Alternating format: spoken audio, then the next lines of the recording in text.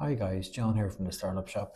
Just another quick tip on if you're setting up a limited company in Ireland. What we would suggest clients do is they get a shareholders agreement put in place.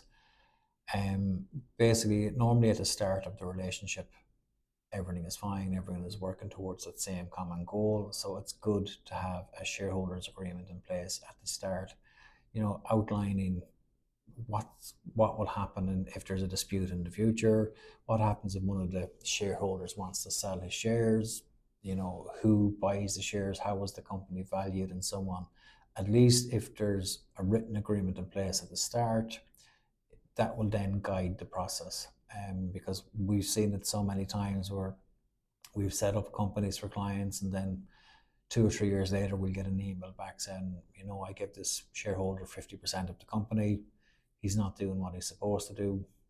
How do I resolve this situation? Or I'm being frozen out of the company because a shareholder has brought in another shareholder, and it can get complicated.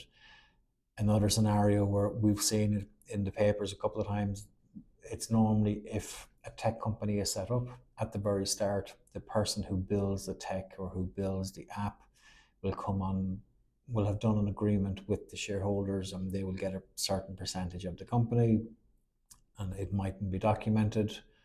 And then 10 years, 15 years later, that company is then sold, and then suddenly the sale process has been delayed because the shareholder comes back and says, well, actually, I built this tech, you promised me 5% of the company.